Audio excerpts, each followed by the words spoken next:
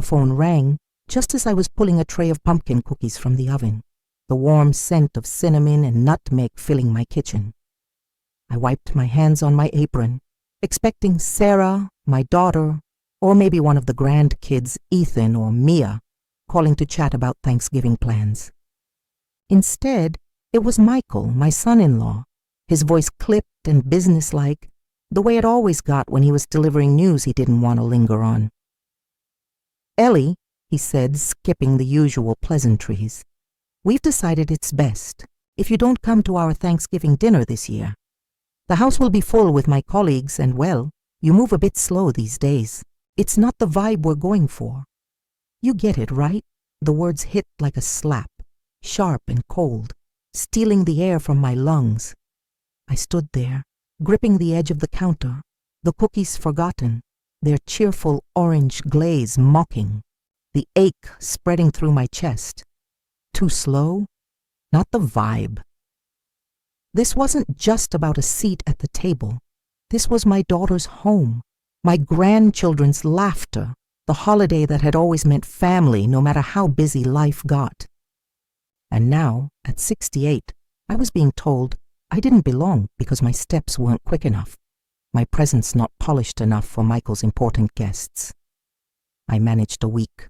"I see," my voice barely above a whisper, and Michael rushed on, as if my pain was just a box to check off his list. "Great, glad you understand. Maybe you can have a quiet day at home. Watch the parade. We'll call if we get a chance." And then he was gone, the line dead, leaving me alone in a kitchen that suddenly felt too big, too empty. For a moment I just stood there, staring at the phone, the hurt sinking deeper. Was this what I'd become? A burden, an inconvenience, someone to be managed rather than cherished? I'd spent my life stitching together moments of warmth, baking pies, mending clothes, telling stories to anyone who'd listen, and now my own family was unraveling me thread by thread. But as the afternoon light faded and my cat, Tinker, curled against my ankle, something stirred inside me, a spark, faint but stubborn, like the first flicker of a fire you thought had gone out. I wasn't going to let Michael's words define me. If I couldn't join their Thanksgiving, I'd create my own. Not a sad, solitary meal in front of the TV, but a real gathering filled with people who saw me, not as too slow, but as Ellie Thompson, still full of stories, still capable of building something beautiful from the ashes of rejection. That phone call from Michael lingered in my mind like a bitter aftertaste, but it also pulled me back to the beginning, to the roots of who I am, and the life I'd built long before anyone thought to call me too slow. I was born Eleanor Marie Davis in the spring of 1957, on a small farm just outside Millfield, Ohio, where the air always smelled of fresh hay and my mother's apple pie. My father ran the farm, his hands rough from years of tending crops, but gentle when he tucked me in at night. My mother was the heart of our home, her laughter as warm as the bread she baked, her fingers flying over a sewing machine to make dresses for me and the neighbors. We didn't have much. Money was tight, the winters were long, but we had each other and a table that was never too small for one more. "Ellie," my mother used to say, flour dusting her cheeks as we rolled dough together, "a good life isn't about what you own. It's about what you share." She'd look at me with those wise, sparkling eyes, and I'd nod, not fully understanding, but soaking up her words like the earth drinks rain. Our farmhouse was a gathering place, not just for family, but for anyone who needed a meal, a laugh, or a story. I learned early that a warm kitchen and an open heart could mend almost anything, from a torn hem to a heavy spirit. I was 22 when I met James Thompson at the county fair, both of us reaching for the same caramel apple at a vendor's stall. He was a carpenter, broad-shouldered and quiet, with a smile that crinkled his eyes and made my heart skip. "You first," he said, stepping back, his voice steady but kind. I laughed, flustered, and somehow we ended up sharing that apple, walking through the fair grounds under strings of twinkling lights. He told me about the furniture he built, simple, sturdy pieces meant to last generations. And I told him about my work as a seamstress, stitching wedding gowns and baby clothes for half the town. By the end of the night, I knew I'd met someone who saw the world the way I did, not as a place to conquer, but as a place to build, to nurture, to love. We married in the summer of 1975 in my parents' backyard, under an arbor James had carved himself. My dress was one I'd sewn, white cotton with lace I'd saved for months to afford. James wore his father's suit, a little tight at the shoulders but perfect in its own way. We didn't have a big budget, no fancy caterers or string quartets, but we had my mother's pies, my father's homemade cider, and a crowd of neighbors who danced with us until the stars came out. That day, as James slipped a plain silver band onto my finger, he whispered, "We'll make a home, Ellie, a real one." And I believed him, because his eyes held a promise bigger than any diamond. Our first years were lean but joyful. We rented a tiny house on Maple Street, its floors creaky and its windows drafty, but it was ours. I took in sewing jobs, hemming pants and making curtains, while James worked long hours at a local workshop. Our furniture was a hodgepodge, chairs from a thrift store, a table my father had sanded down, a quilt my mother gave us as a wedding gift. We didn't care. We'd sit at that wobbly table, eating pot roast and dreaming about the future, about a house of our own, about children who'd fill it with noise and love. In 1981, Sarah came into our lives, a tiny bundle with my blue eyes and James's stubborn chin. Holding her for the first time, I felt my world shift, like the pieces of my heart had finally found their place. James stood beside me in the hospital, his calloused hand cradling hers, tears in his eyes as he said, "Look at her, Ellie. She's our masterpiece." Sarah was a firecracker from the start, always curious, always moving, whether she was toddling after James in the yard or insisting on helping me mix pie dough, her small hands covered in flour. We poured everything into raising her. James built a swing set in the backyard of the modest colonial we bought after years of saving. I taught Sarah to sew, guiding her fingers as she made her first lopsided pillowcase. We weren't rich. My sewing income and James's carpentry kept us comfortable but never lavish. But we were happy. Every Thanksgiving, we'd host a big meal, squeezing extra chairs around our dining table for neighbors, friends, even the occasional stranger who had nowhere else to go. Sarah loved those days, her eyes bright as she passed plates of mashed potatoes or sneaked an extra slice of my pumpkin pie. "She's got your heart," James would say, watching Sarah chatter with our guests, her laughter filling the room, "and your knack for making people feel at home." I'd smile, proud but wistful, knowing she'd grow up and find her own path. By the time she was in high school, Sarah was already dreaming bigger than Millfield. She'd sketch furniture, designs in her notebook, talk about studying interior design, about cities like Chicago or Boston where she could make her mark. "You're going places," James would tell her, his voice full of pride, even as I felt a quiet ache, sensing the distance that was coming. When Sarah got a scholarship to a design school in Chicago, we were overjoyed, though it meant stretching. Our budget thin to cover the rest of her tuition. I took on extra sewing jobs, hemming prom dresses and altering suits, while James worked weekends on custom orders. We never complained. "This is what we've worked for," James would say, kissing my forehead when I worried about our savings. "She's our legacy." Sarah thrived in Chicago, her world expanding with internships and new friends, her calls home filled with stories of art galleries and late-night study sessions. I listened, happy for her, but I couldn't help noticing how her voice changed, how she started pronouncing words a little differently, how her visits home grew shorter, When she brought Michael home for Thanksgiving during her final year of college, I saw the shift clearly. He was polished, ambitious, a marketing major with a sharp suit and sharper opinions. "Your house is so quaint," he said, looking at our worn sofa and the family photos crowding the mantel. "Like something out of a history book." I smiled, unsure if it was a compliment, and offered him more of my apple pie. Sarah looked at Michael like he held the stars, and I wanted to believe he was good for her. He was charming in his way, quick with a joke or a compliment, but there was something guarded in his eyes, a calculation I couldn't quite name. They married 2 years later in a sleek Chicago venue that felt more like a showroom than a celebration.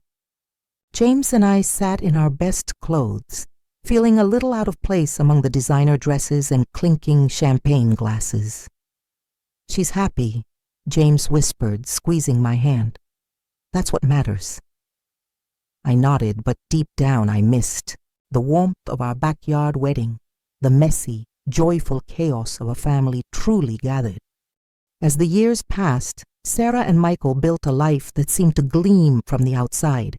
Big promotions, a modern house in the suburbs, 2 beautiful children, Ethan and Mia. But with each step up, they drifted further from us. Phone calls became texts, visits became rare, and when they did come, Michael's impatience was hard to miss. "Ellie, maybe let the kids handle that," he'd say, if I tried to show Mia how to knead dough, his tone polite but firm. I'd bite my tongue, not wanting to cause a scene, but each comment chipped away at the bond I'd spent a lifetime building. Looking back, I see how those early moments planted the seeds for that painful phone call. The life James and I had built, full of love, pie crusts, and open doors, wasn't the one Sarah and Michael wanted. And somewhere along the way, I'd started to feel like a relic in their story, a piece of the past they'd outgrown. But as I stood in my kitchen that day, the sting of Michael's words still fresh, I knew I wasn't ready to be written out. Not yet. The days after Michael's call blurred into a haze of hurt, his words echoing in my mind like a song I couldn't shake. "Too slow," he'd said, as if my 68 years of living, loving, and stitching together a family could be reduced to a single dismissive phrase. I'd always known Sarah and Michael's life was moving in a different direction, faster, shinier, farther from the quiet warmth of Millfield, but I hadn't realized how far I'd been left behind until that moment. My kitchen, once the heart of our family, felt like a museum now, its shelves lined with recipes and memories no one seemed to want anymore. The distance with Sarah hadn't happened overnight. It started small, like a loose thread you don't notice until the whole seam unravels. After she and Michael married, their visits to Millfield dwindled. They were always busy, new jobs, new house, new priorities. When they did come, it was rushed, their suitcases barely unpacked before Michael was checking his watch, muttering about traffic back to Chicago. Sarah would hug me, promise to call, but those calls grew shorter, her voice distracted like she was already halfway out the door. I'd tell myself it was normal that young families build their own worlds, but deep down, I felt the ache of being sidelined. The real blow came in the spring of 2019, when James left us. A sudden stroke, quick and merciless, took him in the middle of the night. One moment he was beside me, snoring softly, his hand warm in mine. The next, he was gone, leaving a silence so heavy it seemed to swallow the house. I was 64, a widow overnight, and the world I'd known for 4 decades crumbled. Sarah flew in for the funeral, her face pale, her eyes red, but Michael kept things brisk, efficient. "We need to get back for the kids," he said, and they left after 2 days, promising to return soon. That promise faded like so many others. The kids, Ethan and Mia, were my lifeline in those early months. They were 8 and 11 then, full of energy and questions, their visits a burst of light in my quiet days. I'd bake cookies with them, teach Mia to sew little pouches, tell Ethan stories about their grandpa, how he'd once carved a rocking horse for Sarah from a single piece of oak. But even those moments grew rare. Michael started scheduling the kids for summer camps, coding classes, things he said were essential for their future. When I offered to have them stay for a week, he'd brush me off. "They're booked solid, Ellie. You know how it is." I didn't. Not really. But I nodded, afraid to push and risk losing what little connection we had left. What stung most was Michael's attitude, the way he'd watch me with a mix of pity and impatience. If I took a moment to find my glasses, or paused to catch my breath after climbing the stairs, he'd sigh, make a comment about how things move faster now.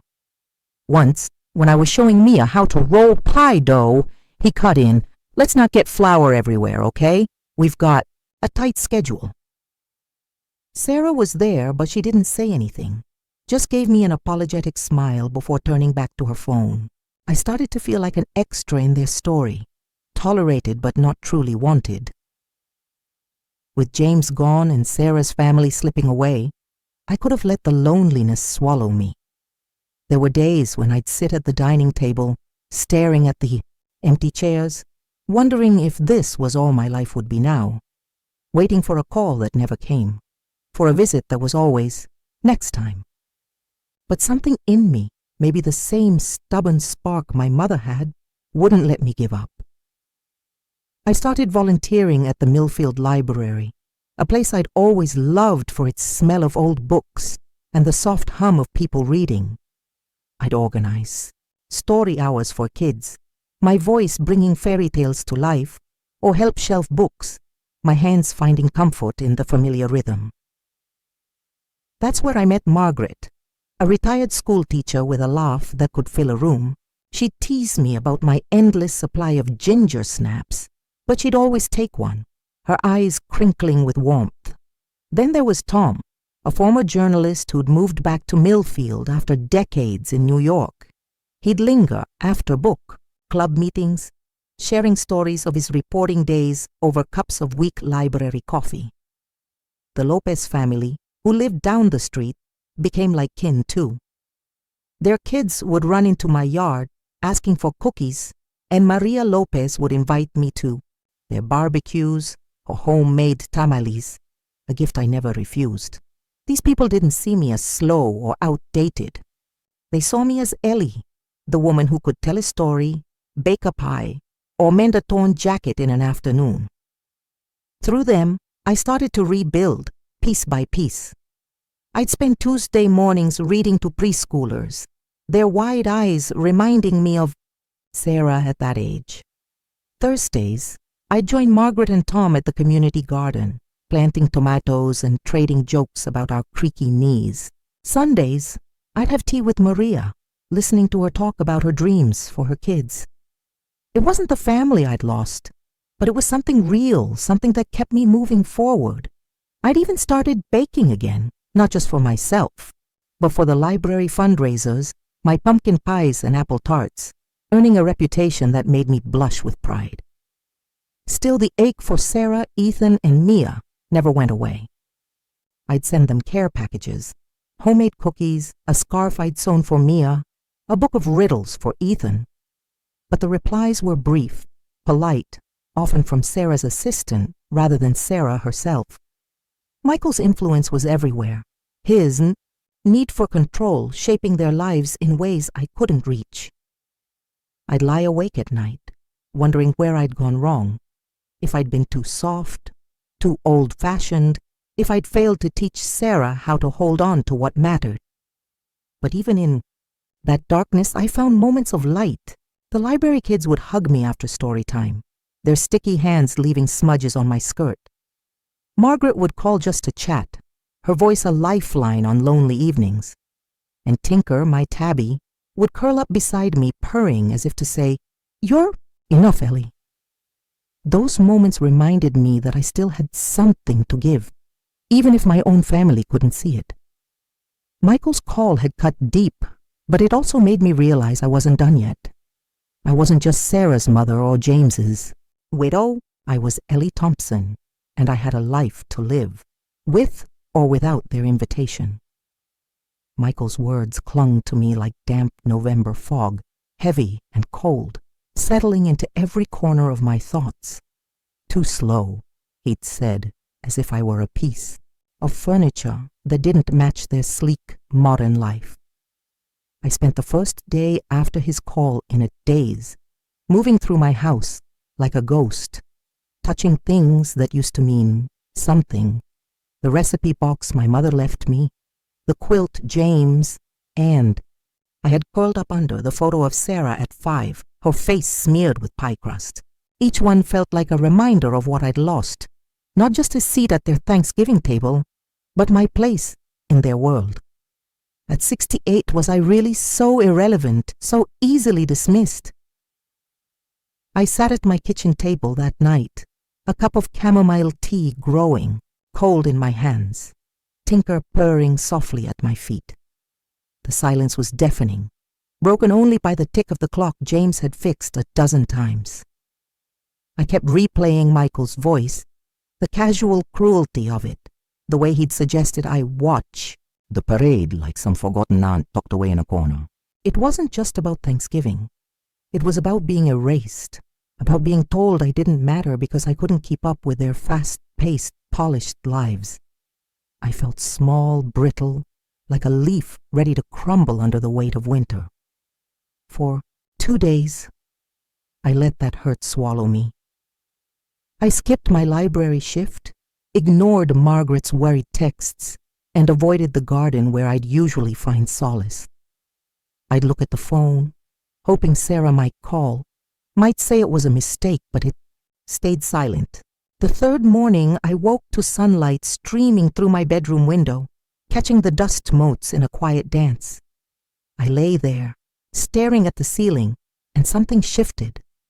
A voice, soft but firm, maybe my mother's or James's or just my own, whispered, "You're not done, Ellie. Not by a long shot." I got up, pulled on my favorite cardigan, and made coffee, the familiar ritual grounding me. As I sipped it on the porch, watching the neighborhood stir, Mr. Jenkins walking his dog, the Lopez kids riding bikes, I realized I had a choice. I could let Michael's words define me, let them shrink my world to a lonely holiday in front of the TV. Or I could do something else, something that felt like me, like the woman who'd spent a lifetime making room for others. I wasn't going to beg for a seat at their table. I'd set my own. The idea came like a spark, bright and warm. I'd host my own Thanksgiving dinner, not out of spite, but out of love, for myself, for the people who'd become my family in ways blood couldn't measure. I thought of Margaret, her sharp wit and endless stories. Tom, who'd argue about books until midnight. Maria Lopez and her kids, who'd made my backyard their playground.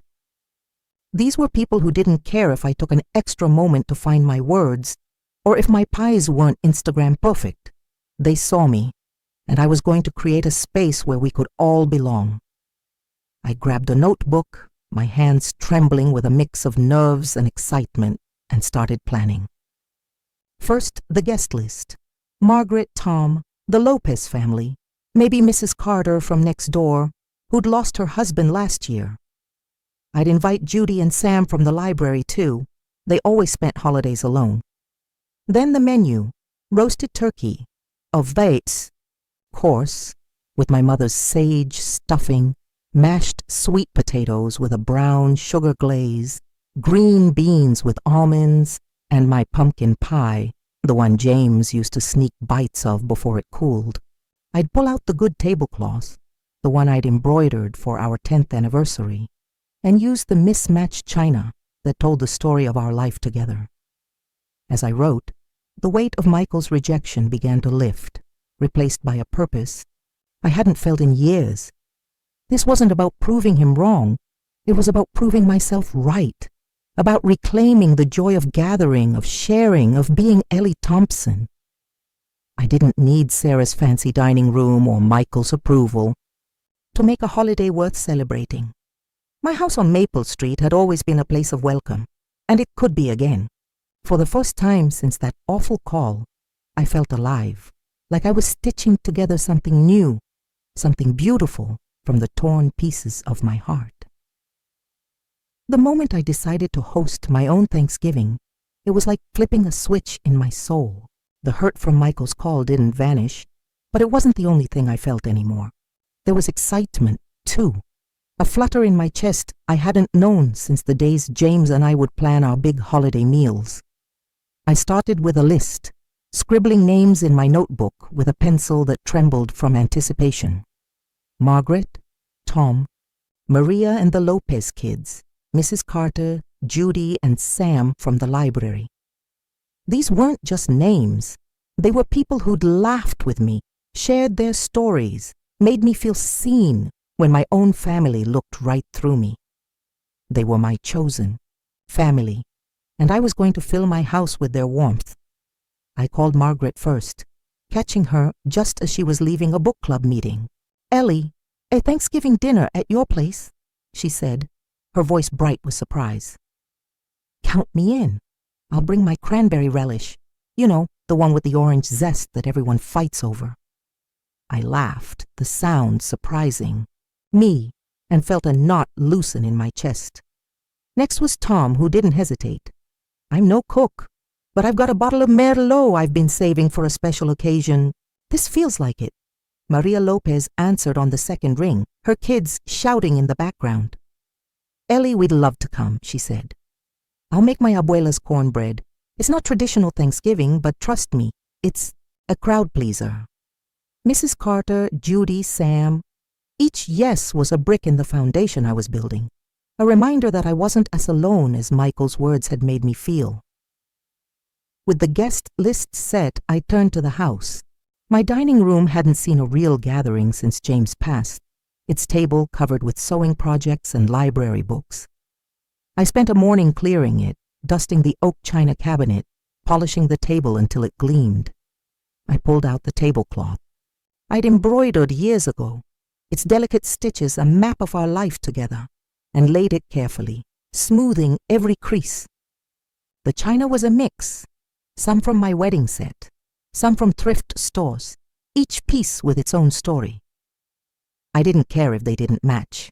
They belonged together, just like the people I was inviting.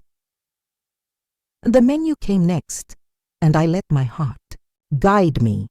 Roasted turkey with my mother's sage stuffing, sweet potatoes mashed with butter and brown sugar, green beans tossed with slivered almonds, and of course, my pumpkin pie, the recipe I'd perfected over decades. I'd bake an apple, tart too for James, who'd always sneak a slice before dinner. I went to the garden, clipping late-season herbs and gathering pine cones for a centerpiece, my fingers cold, but my spirit warm. Every task felt like a declaration. I was still here, still creating, still capable of joy. As I planned, a text from Bay. Mia popped up on my phone, catching me off guard. "Grandma, Mom said you're not coming for Thanksgiving. Are you okay?" The words hit like a jolt, stirring a flicker of doubt. Why would Sarah say I wasn't coming? I stared at the message, my thumb hovering over the keyboard. Part of me wanted to call Sarah, to demand answers, but I stopped myself. Michael's voice echoed in my mind, his dismissal too sharp to ignore. Was he twisting the truth, making it seem like my choice? I typed back carefully. "I'm fine, sweetheart. Just making my own plans this year. Miss you and Ethan tons." I hit send, my heart heavy but resolute. Whatever was going on, I wasn't going to let it derail the light I was finding. I threw myself into preparations, each step pulling me further from the shadow of that phone call. I ironed napkins, polished silverware James's mother had given us, and hauled extra chairs from the attic, their creaks a familiar comfort. At the market, I picked out the freshest turkey, the ripest sweet potatoes, chatting with the cashier, about her own holiday plans. Back home, I baked a test batch of cookies, the kitchen filling with the scent of molasses and spice, and Tinker wove between my legs hoping for crumbs. For the first time in years, my house felt alive again, humming with purpose. Margaret stopped by one afternoon, bringing a stack of linen napkins she'd found at an estate sale.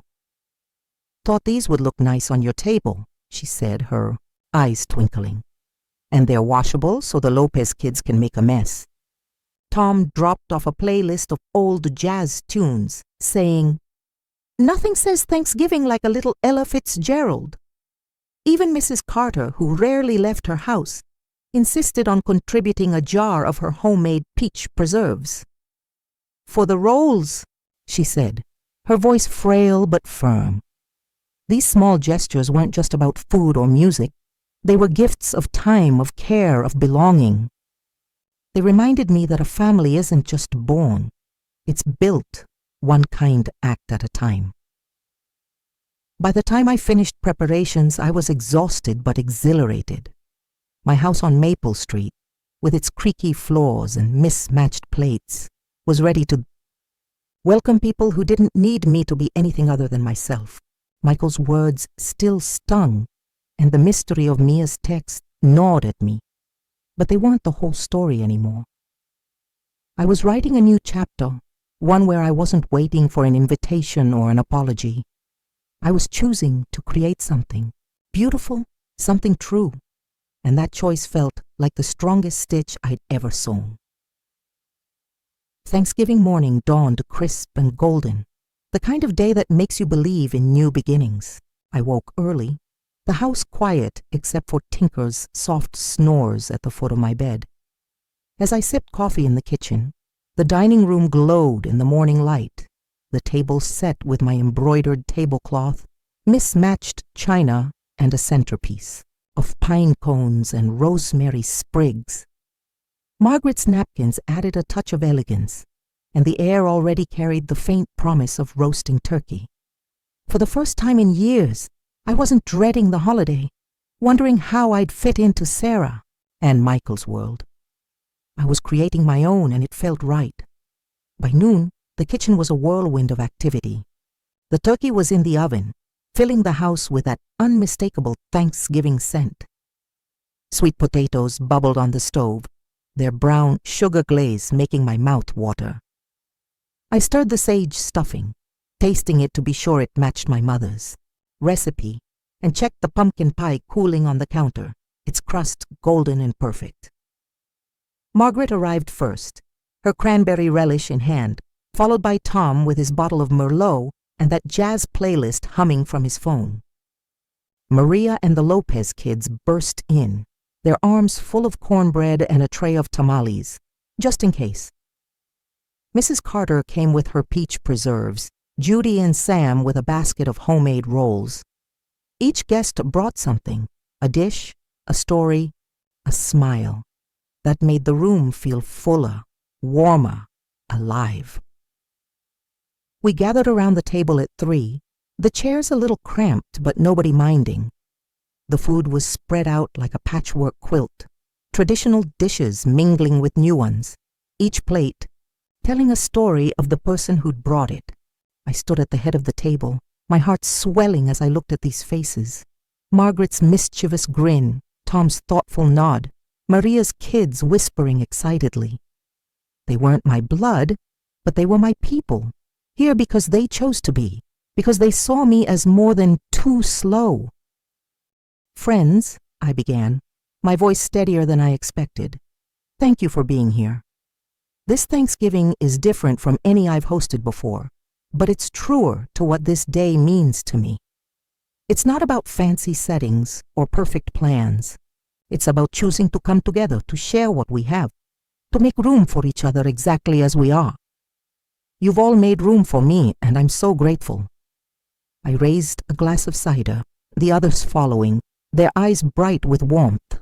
To chosen family, to new traditions, to finding joy no matter what. "To chosen family," they echoed, glasses clinking, and the meal began. The turkey was tender, the stuffing just right, Maria's cornbread a revelation. Laughter flowed. As easily as the Merlot, stories piling up like the rolls on our plates. Tom told us about a disastrous Thanksgiving he'd covered as a reporter. Margaret shared how she'd once burned a pie so badly it set off the smoke alarm, and the Lopez. Kids giggled through a tale of their dog stealing a turkey leg. I found myself sharing, too, stories I'd held back for fear of boring people. How James and I once danced in the kitchen to Ella Fitzgerald. How Sarah used to help me bake by eating half the dough. There was no judgment here, no impatience. Just the kind of listening that makes you feel truly heard. As we moved to dessert, the pie sliced and the coffee poured, the doorbell rang. Conversation paused, heads turning toward the hall. "Someone else coming?" Margaret asked, her eyebrow raised. I shook my head, my pulse quickening as I walked to the door. It could be a neighbor with holiday wishes, or maybe one of the kids, parents stopping by. But when I opened it, there stood Ethan, my 12-year-old grandson, his cheeks flushed from the cold, his backpack slung over one shoulder. He'd walked from Sarah's house, nearly 3 miles, his sneakers muddy from the November slush. "Ethan!" I gasped, pulling him into a hug, his thin frame shivering against me. "What are you doing here?" He stepped back, digging in his pocket, and handed me a folded piece of paper, his eyes serious. "Mom wrote this. She didn't know you won't. Invited Grandma. Dad lied to her." My hands trembled as I unfolded the letter, Sarah's familiar handwriting blurring as I read. "Mom, I'm so sorry. Michael told me you didn't want to come, that you needed a quiet holiday. I just found out he uninvited you. I'm furious and I'm heartbroken. You're my mother and I want you in our lives. Can we talk? Love, Sarah." The words hit like a wave, shock and relief crashing together. Michael hadn't just excluded me. He'd manipulated the truth, painting me as the one pulling away to keep Sarah and the kids at a distance. It was worse than I'd imagined, a betrayal not just of me, but of our family. I looked at Ethan, his face a mix of worry and hope. "I missed you," he said, his voice small. "And I wanted your pie. Mom's catering stuff isn't the same." I laughed, the sound catching in my throat, and pulled him close again. "You're always welcome here, sweetheart. Come in, there's plenty." I led him to the dining room where curious eyes greeted us. "Everyone, this is my grandson, Ethan," I said, keeping my voice light despite the storm inside me. "He's here for dessert." Ethan slid into a chair, shy at first, but warming up as Margaret teased him about his muddy shoes, and Maria piled his plate with pie. I sat beside him, the letter tucked in my pocket, its weight both heavy and freeing. Michael's lie had hurt, but it had also cracked open a truth. Sarah hadn't turned away from me. There was still a chance to mend what had been broken. As Ethan grinned, his mouth full of pie, I felt a quiet resolve. I'd call Sarah tomorrow, face the mess Michael had made, but for now, I was here, surrounded by people who chose me, with my grandson at my side. This Thanksgiving was already more than I dared to hope for. The morning after Thanksgiving, I sat at my kitchen table, Sarah's letter smoothed out in front of me, its words both a wound and a lifeline. Ethan's visit, his muddy sneakers, and earnest eyes had changed everything. Michael's lie, that I'd chosen to stay away, hadn't just excluded me from a holiday, it had tried to rewrite my place in my daughter's heart. But Sarah's letter, her heartbreak scrawled in every line, told me she hadn't let go. Not yet.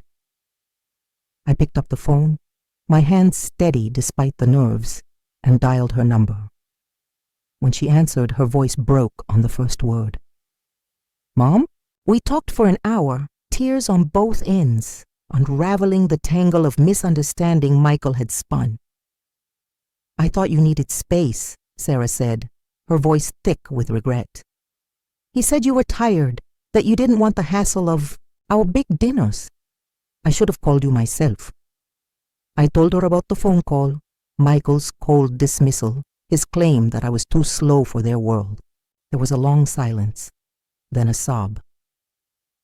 I'm so sorry, Mom. He had no right. I want you in our lives, in the kids' lives. I've missed you so much. Those words, simple as they were, stitched up a piece of my heart I'd thought was torn, beyond repair. Sarah promised to come visit with Ethan and Mia the next weekend, just the three of them. Michael wasn't ready to face me, she admitted, and I didn't push. Some bridges take time to rebuild, and I was learning to be patient, not just with others, but with myself. When they arrived, the house filled with the kind of chaos I'd missed. Mia sprawled on the couch, sketching dress designs, Ethan begging to make cookies, Sarah helping me roll out dough like she did as a girl. We laughed, we cried, we talked about James, about the years we'd let slip away. It wasn't perfect. There were still shadows of hurt, questions about Michael's control, but it was a start, a thread we could follow back to each other. The kids became regulars after that. Ethan would bike over after school, his backpack stuffed with homework he'd do at my table while I baked. He'd ask about his grandpa, about the stories I'd told him, like the time James built a treehouse that collapsed in a storm. Dad doesn't tell us stuff like that, he'd say, his eyes wide, and I'd smile, grateful to be the keeper of those memories. Mia started coming too, her teenage reserve melting as we sewed together, her fingers quick with a needle like mine. Used to be. She'd talk about school, about friends, about dreams of designing costumes for theater, and I'd listen, marveling at the young woman she was becoming. My chosen family grew stronger too. Margaret and I started a weekly tea and book club. Tom joined us for Sunday dinners, and the Lopez kids treated my backyard like their own. Mrs. Carter taught me her peach preserve recipe, her hands shaky, but her spirit fierce. I kept volunteering at the library, reading to kids, organizing fundraisers where my pies sold out in hours. My house on Maple Street was alive again, not just with memories, but with new stories, new laughter, new traditions. Michael remained distant, a shadow in the background. Sarah told me they were working through things, that his need to control came from his own fears, his own fractured family. I didn't excuse him, but I understood in a way that brokenness can make people push away what matters most. I didn't need his apology to move forward. I'd found my own light, my own strength, and it wasn't dependent on his approval. A year after that painful phone call, as I prepared for another Thanksgiving, my dining room table stretched to fit both my chosen family and my biological one. Sarah, Ethan, and Mia were coming, and Sarah had even convinced Michael to join, though she warned me he'd be quiet. Margaret, Tom, the Lopezes, and the others would be there too, each bringing a dish, a story, a piece of themselves. I stood in my kitchen, rolling out pie dough, Tinker weaving between my legs, and felt a peace I hadn't known in years. Michael's rejection had hurt, but it had also pushed me to ask the hard questions. Who was I without my family's invitation? What did I want my life to be? The answers were all around me, in the laughter of my grandchildren, the warmth of my friends, the home I'd made a sanctuary. At 68, I discovered I was still growing, still creating, still capable of joy. That first Thanksgiving, born from pain, had become a gift, not just a meal, but a declaration. I was Ellie Thompson, and I could build a life worth celebrating, no matter who tried to tell me otherwise.